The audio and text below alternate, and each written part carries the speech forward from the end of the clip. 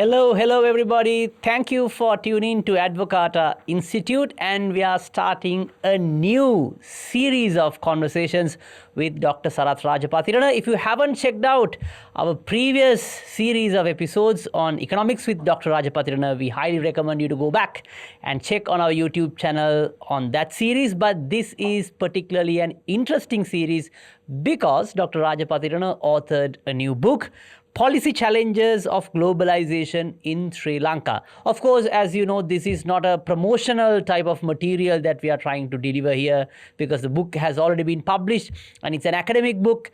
It is supposed to reach the libraries and many universities for academic purposes, but for the Sri Lankan audience, because particularly it's a book about Sri Lanka, and we are going to have 12 episode series about this book on the 12 chapters with the author himself to delve into the details and to ask questions. But we also highly recommend you to read it.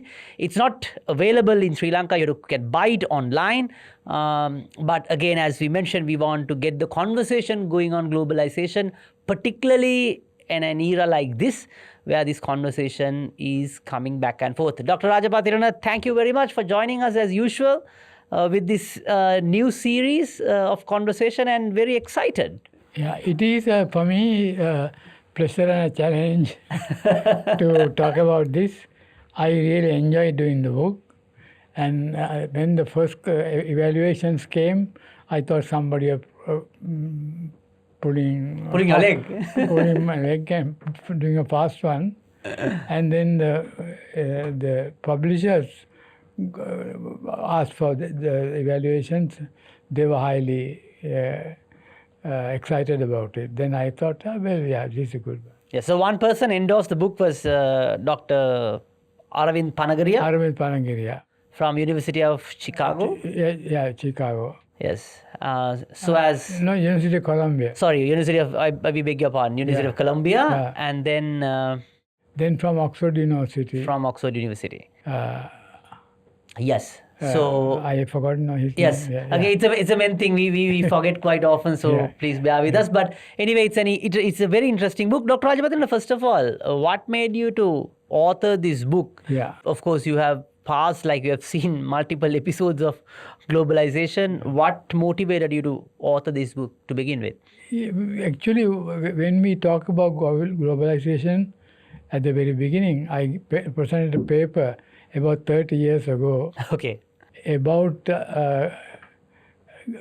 with the title, "Who is Afraid of Globalization?" Mm-hmm. People liked it because it provoked them to know that the world is much better to have a globalized world than one in which people, countries are doing things by themselves.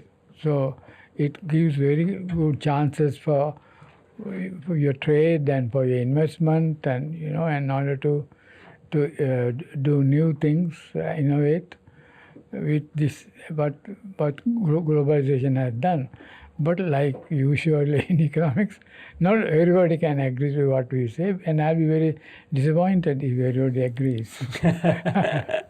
So I need to have a very good discussion. So therefore, agreement is not always not the good thing, right thing. Yeah. Yeah. So this is coming from like experiencing this from presenting the paper 30 years ago. It was no connection to this. The title was what title? What the title I gave later when I wrote this book. Who is afraid of globalization? Who is afraid of globalization? There's a famous literary piece called "Who is Afraid of Virginia Woolf?" Okay. Yeah, right. I was provoked to do that. Yeah. Right. And before we go into a little more details on chapter 1, so today we are going to discuss about chapter 1. Yeah. Just wanted to understand the methodology. Like, is there a particular methodology you have mentioned it in the book, in the first chapter? Do you want to speak about briefly on like what was the process? Yeah. How you are evaluating chapter wise, very briefly, to start the conversation, Dr.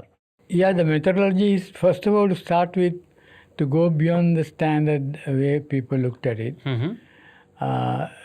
People looked at it as a single country, something that is happening with the global issues. Yeah. But actually, nobody looked at the connection between globalization and country issues. Right. So that is the most important thing about the book, is as also accepted by Anne Krieger in her write-up about the book.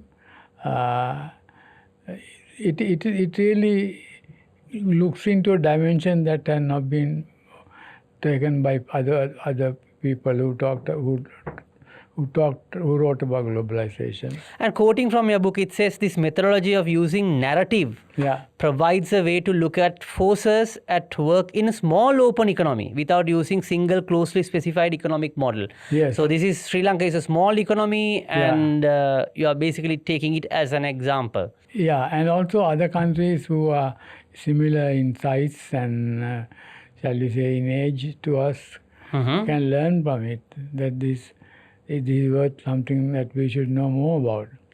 So that's why I went into looking at it from a country view. Right.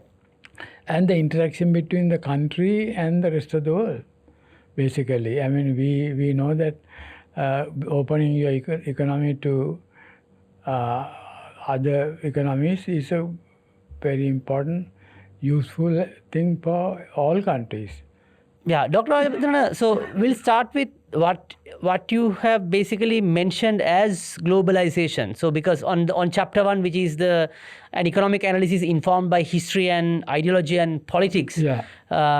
So you basically start with what is globalization. Yes. And you basically bring out, that's what I like about the book, because you not only bring like the pro-globalization sentiment, like you also gets what other people have raised as concerns, especially on the income disparity matter, so on and so forth. So what is globalization? In quoting from the book, it says it's linking goods, services and factor markets, but also you have taken like Stiglitz's definition and Jagdish Bhagawati's definition, and you have explored a bit. You want to comment on like what is globalization and what was going through in your mind when you evaluated these different definitions by different seen economies? Yeah, globalization is very simple idea.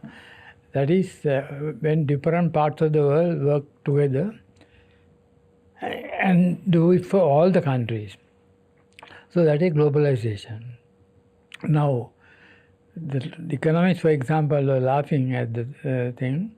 Said it is actually not globalization; it's globalization. Globalization. You have mentioned it in your book. Yeah, and so I was very annoyed with that because it's not globalization actually. And it was the first time we have ventured into looking into this relationship between our individual country, small country, and the rest of the world. And the rest of the world is so important to us. And so therefore we look at how the connection made and what is it is going to be beneficial to the country or not. So that is the first chapter says. And then because we also widen our horizon by going beyond one country, we are looking at different countries we compare with, for example, in trade.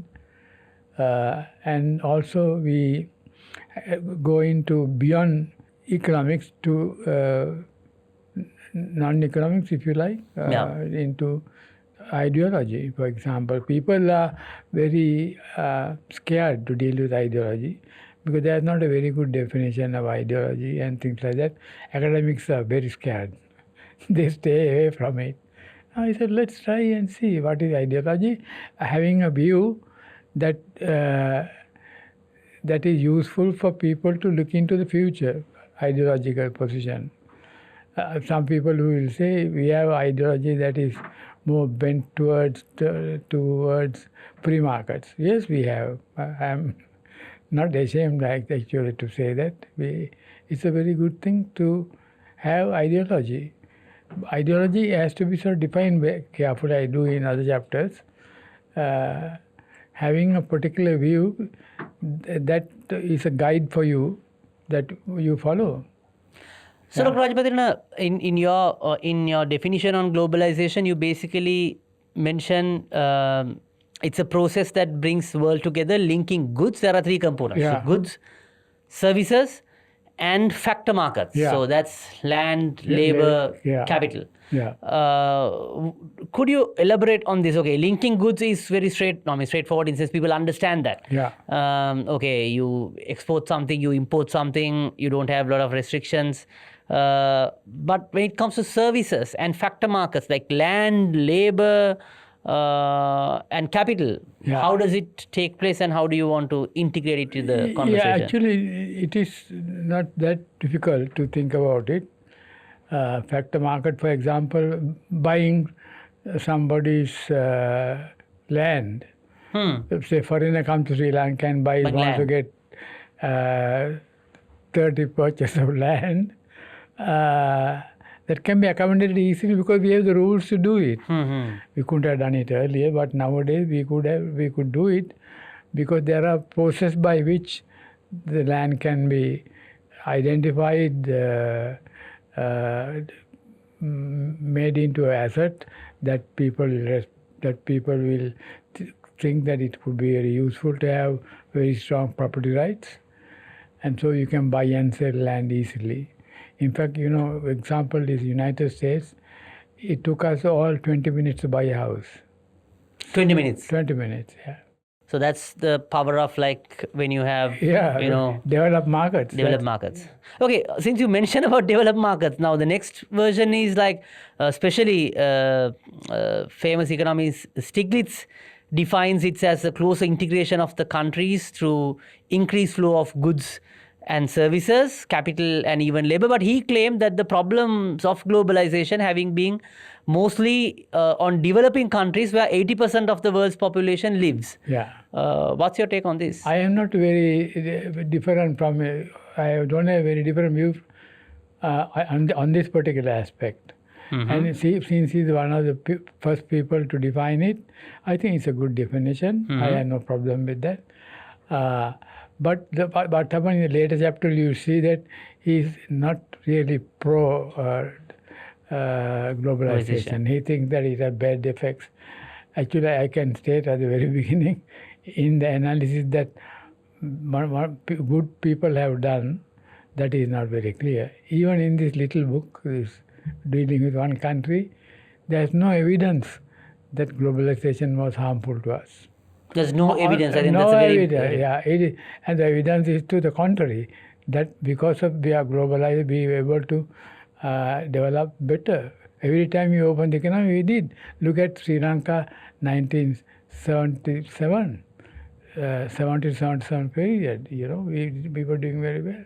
With that, Doctor, I am coming to on the models that you have basically mentioned. One is please bear with me if I do not pronounce this right. One is the Heckscher-Ohlin model, and then the second one is the Stoppler-Samuelson model. Yeah. Where you Stoppler-Samuelson model. Yeah, these are two very good economists. The first one is Heckscher-Ohlin. Heckscher is a name, as Ohlin is Swedish names. They developed a way of looking at it and said that Heckscher said that countries export goods for which it has a comparative advantage and imports goods for which they don't have a comparative advantage. This is a famous thing, a very important thing to realize. Which we do all the time. Now it has become common sense. Common sense. But it wasn't there at the beginning. Right. These in the 1940s, 50s, yeah. Heckscher-Ohlin. I have met these two gentlemen. Excellent. Wow. Yeah. They are no longer alive some time ago, maybe 30 years ago or 40 years ago. So that was mainly Heckscher model. Yeah, two people, Heckscher-Ohlin, right. come to this. And then what is, so that is like people export when they have a comparative advantage and they import when they do not have a comparative advantage, which we do all the time. I don't have a comparative advantage of preparing bread, so I basically buy it. And how about the Stolper-Samuelson model? Yeah, this is a little bit more complicated. Complicated, okay. Samuelson is easily the most Complicated economics? no, respected economics sorry. of the 20th century. Okay. By far. He has Nobel Prizes, various prizes. Yeah. And he's a mathematician who came into economics. And he's a very respectable one. But he's not a free trader. That's the Right. problem with him. Okay. So what was his model, Dr. Rajapathirana? You want to quickly elaborate? Because you speak about with globalization, there are certain goods which became cheaper on one side. At the same time, there are certain prices that went up, particularly when it comes to labor. Because when you have more industries, your labor prices go up. But at the same time, because of the comparative advantages, certain prices of goods are coming down. Yeah. Could you elaborate? But you have really put your finger in the same good place, in which the relationship between prices and factors of production. Okay. He defined it in a very good way. Samuelson. And Stolper was one of his friends. Right. And actually, he did some study on Africa also with him. And so that's how we call Stolper-Samuelson theorem. Yeah. Okay. So could you elaborate a bit more on on the connectivity of factor markets and the prices in connection to the globalization, and also since it's about Sri Lanka, in connectivity to Sri Lanka? Shall we say, for some, like a simple model, the Sri Lanka gets something, becomes very good at producing bicycles, right? And so if the price of bicycles change, then Stolper-Samuelson model says, then all things that are connected with creating the bicycle will also have an important impact. Right. Yeah, to the bicycle story. Right. And so it's looking at it, connecting these two, the factor market and prices. And they are, of course, very closely related, but people didn't see it as much Stolper and Samuelson did. Got it. Then in chapter 1, you also speak, there's a particular graph that you have basically displayed, probably we can insert on our video, which is the percentage of, trade as a percentage of GDP over a period of time. Yeah. And you have plotted it, the global trade as a percentage of the global GDP, as well as the Sri Lanka's trade as a percentage of Sri Lanka's GDP. Yeah. What we can see is on the global front, if I read the chart right, from about 2000, it starts slowly declining. Even before the financial crisis takes place in 2008. Of course, Sri Lanka, we have been fairly increasing it up to about 2008, and there's a small dip, but afterwards it's pretty much stagnant. This is total trade, that is imports and exports, both in goods.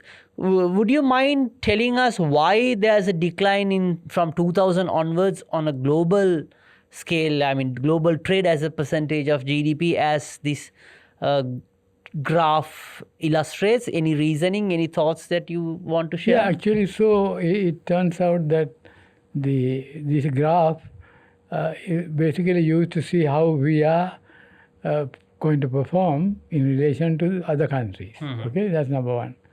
So that if you and the big line that associates with the rest of the world shows the possibility that we can get there. Right.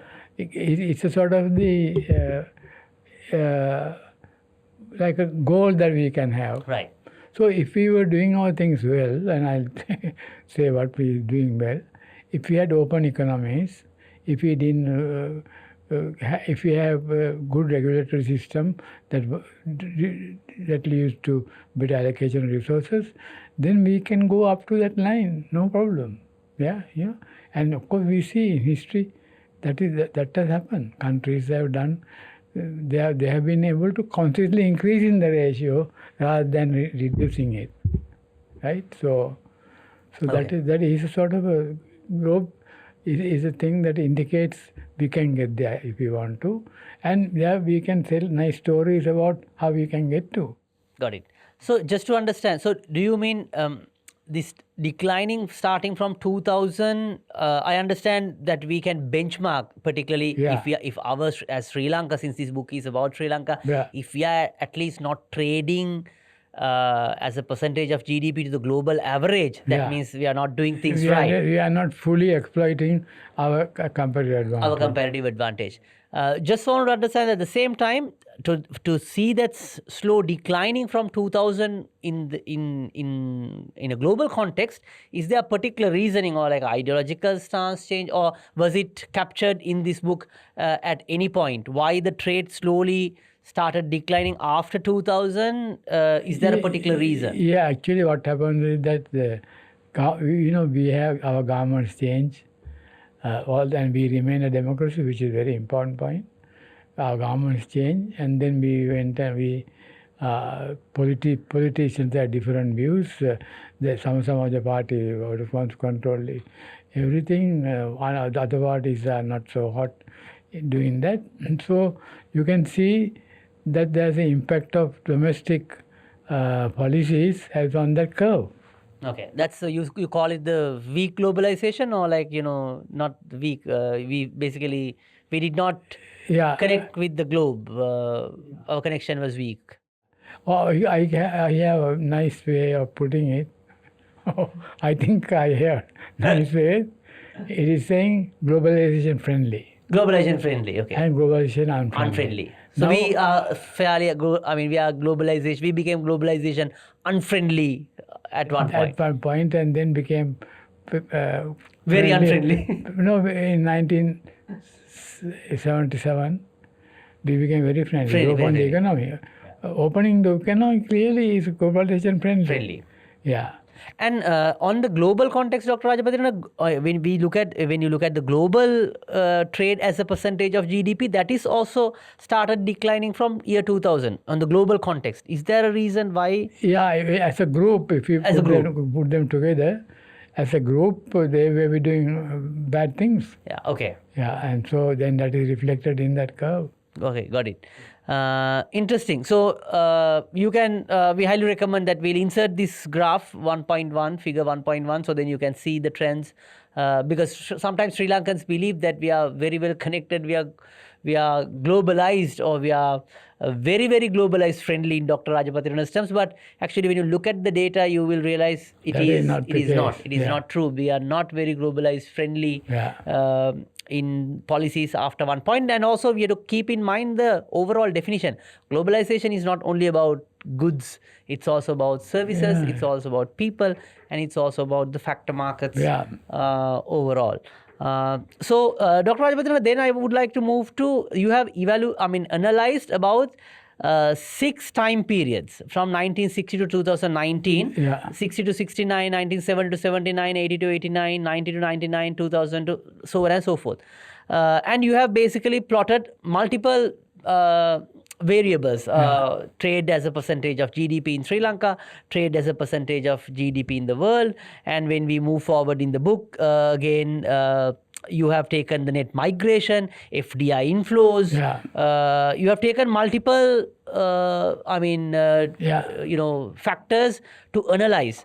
First of all, why only these 6 time periods? Like, isn't it better if you look at like on a government basis, or is there a reason why it's only 6 from 60 to 69, 70 to 79 likewise, or was there a rationale? Yeah, actually there was some periods in which there were changes. So when I chose the period, such a way that it is easy to show that between years, say, 73 and 76, there's a huge difference. If there's a difference, I think there's a difference. And where there is no such change. Right. And you can ask why the change took place and why there was no change. It took place. Something that didn't take place. Also. Right. Yeah. So more information means you can more accurate with your diagnosis. That is the point, yeah.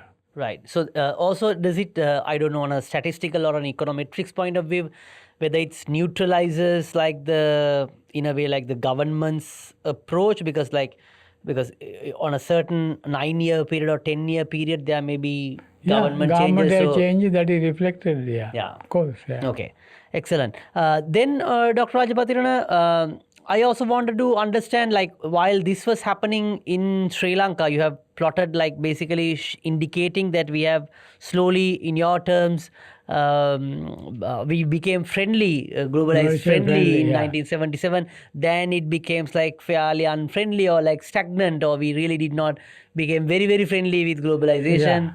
Or we reversed. Do you want to speak about what was happening during the same time period in a global context?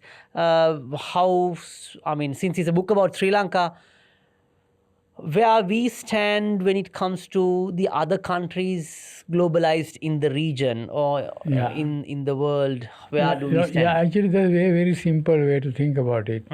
That is that countries that are developed fast have been open. Period. Right. If anybody denies that, I'll say, where have you been? Right. Which planet are you from? So if you take period in which countries are growing, look at the East Asian countries. My God, 7% in Vietnam at that time, going to 10-20%. Now India is going to be growing at 7%. For a huge country to grow on that plan is a very good, very creditable achievement. Got it. Then in the book, also you speak about a little bit about the global context. For an example, when world pretty much became globalized friendly, about different multilateral arrangements, and even there was a conversation about Doha development round, which you have mentioned it could not be implemented mainly because of there was no agreement among the principal countries, and there were multiple attempts in a way to a broader globalized friendly environment. Do you want to comment on that, which you also elaborates in chapter 1? Actually Doha agreement, first of all, we have had these agreements in the past and we were successful. So the trade increased, people became more rich and things. But then after this one period, things started looking badly. Mostly Western countries also behaved badly. They didn't take it as seriously as poor countries had done. And so that is why you see the change. And there was no agreement among the main actors about having a trade, another trade agreement that allows to goods and services to move freely. Understood.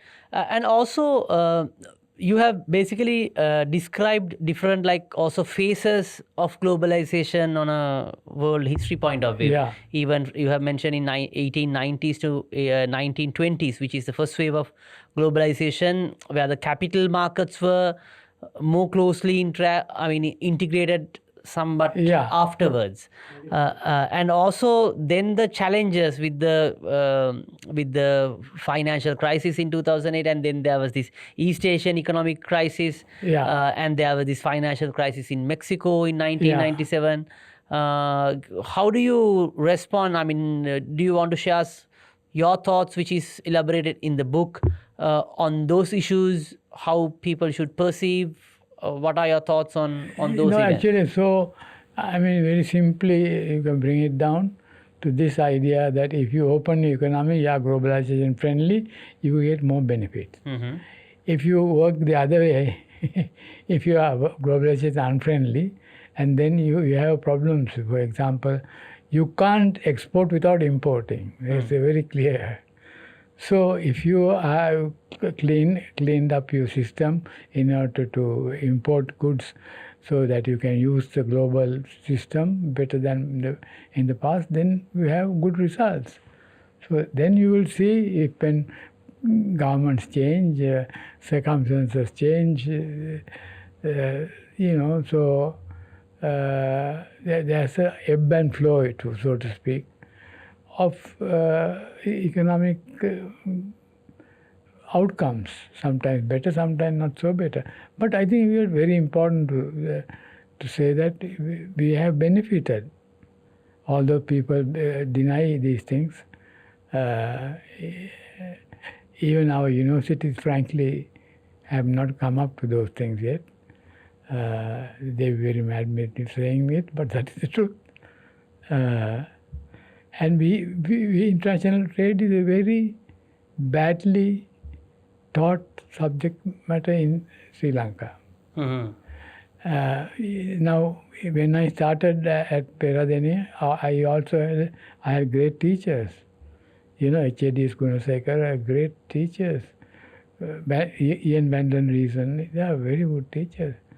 But then they move, they give up their job, they get old, and all these things happen.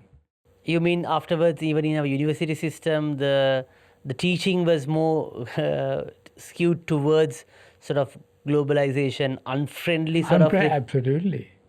Today. Even today. Let's see it today. Yeah. Now there's a very interesting definition of using these waves to come and go. Mm-hmm. And somebody was asked to say, what are you talking about the past? How do you think the past situation? He said, a famous man. He said, oh, that's very simple. One damn thing after another. One damn thing after the other. Yeah. So there is one damn thing after the other, depending on who is in power, who is, who learn from other countries. So, example, we all learn from East Asia. We all other East Asian countries learn. Correct. To open their economies and have a good regulatory system, send people abroad to get a better understanding. Like the guy who brought the machine to the meeting that you talked about last time, we talked about it. Yes. Yeah. Yes. The automobile manufacturers who had to bring the machine to the boardroom and show how many parts. Can't do it. Yeah. Dr. Rajapathirana, coming back on you mentioned that the Sri Lanka anyway has sort of a skewedness towards globalization, unfriendly economics teaching on one side. Or you can say have been. Globalization, unfriendly teaching. But at the same time, in your book, very interestingly, also mention some of the thought process or some comments by some people who have also critical views on globalization, especially on income distribution parity, or like income distribution, or whether it's favoring more towards developed countries versus developing countries. Yeah. Is there any, you mentioned it's in terms of when you look at the statistics and evidence, it's clear if you're connected is the way out. I mean, it's the way to develop, moving for prosperity and development. Yeah. At the same time, is there any statistical evidence evaluating in this book on the income disparity? How do someone respond to a question on a Sri Lankan context as well as on a global context? Yeah, I'll deal with the Sri Lankan context. That's Okay. easy for me. There's no hard evidence that open economies will not do well compared to closed economies, or globalization friendly and globalization unfriendly. Yeah. There's no hard evidence. No hard evidence. Evidence that we have in the book is towards the idea globalization friendly works. And, people, we have high GDP growth, the economy is doing well. That is the general pattern. Mm-hmm. Now, not everybody will have the pattern because they have their own episodes of good governance and good people who use their knowledge better than in the past. That happens. So the point is this, simple point is that globalization unfriendly does not really cut a good figure. Right. Simple as that. Yeah. Excellent. So I think we spoke about broadly on the main content of the first chapter. We have a few more to discuss, but before that, I kindly invite our viewers to become an Advocata Insider. we have a special program for Advocata Insiders, which we bring out unique content through our YouTube channel. So it's an exclusive program where you can access for most of our information, data, charts, which will help you to make solid business decisions on one front. At the same time, you can support the cause of helping Sri Lanka to a evidence-based policy formation as a independent think tank, non-partisan think tank. We are always bringing the policy reforms to make a business-friendly, business-conducive environment or a market-friendly environment. So then we all can prosper together. So it's 12,000 rupees per year to become an Advocata Insider. It's just like 1,000 rupees per month, and you get a ton of content which will help you to make your business decisions better. We do a lot of information about the currency, the exchange rate movements, on interest rates.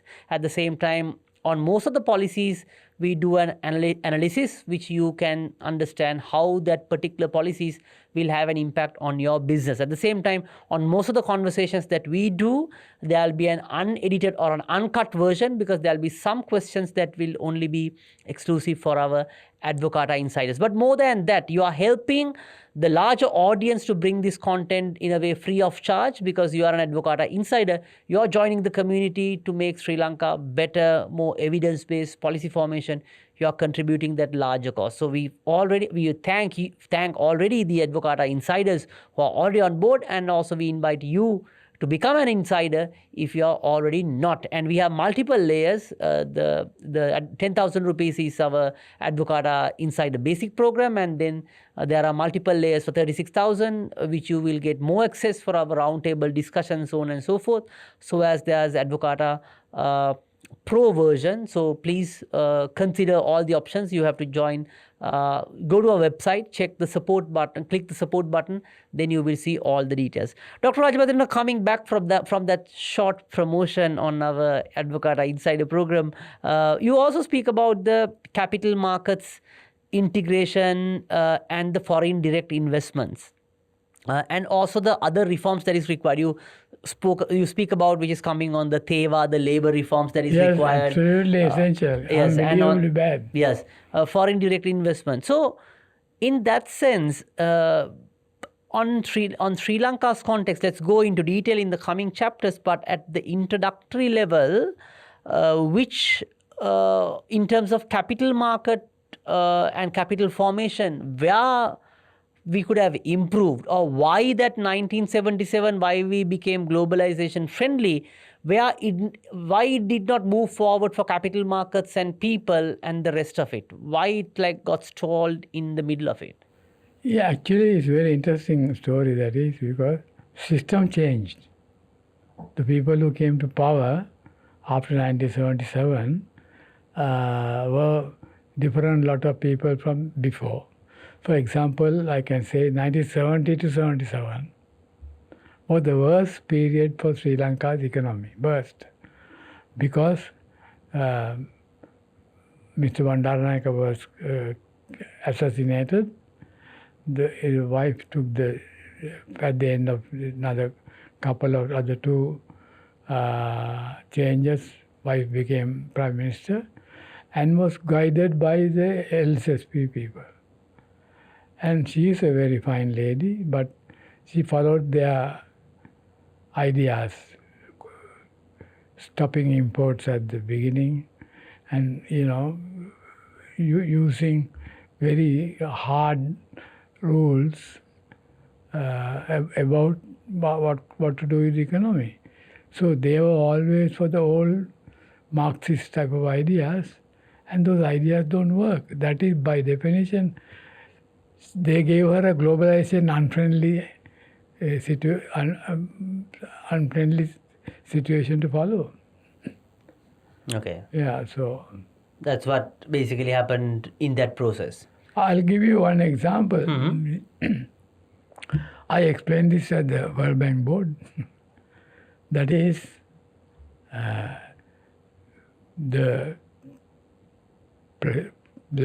Minister of Finance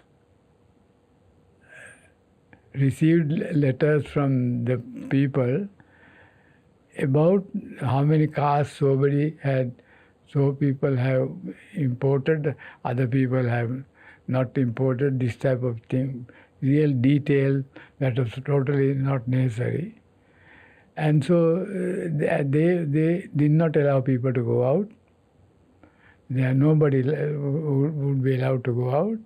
Even when I came on a visit to Sri Lanka from Washington, they were doubtful whether I should be allowed to go. I said, what are you talking about? So it was everything was controlled. And later some of the people who were doing it realized that it was not going to work. And I think that realization is very important. Because these were intelligent people, they're emperors and, they are very well-educated, intelligent people. Then they realized that the whole idea of fixing to a 1840s ideas were not going to work. Absolutely. So in the first chapter, actually, you provide also sort of a brief history about the globalization process and sort of the political environment, even on an international context that you mentioned about the invasion of Kuwait by Iraqi and when the troops moved out, and even it comes up to the COVID time, like what happened COVID to the globalization on COVID. So if you're reading the book, you can capture all those seasons of globalization.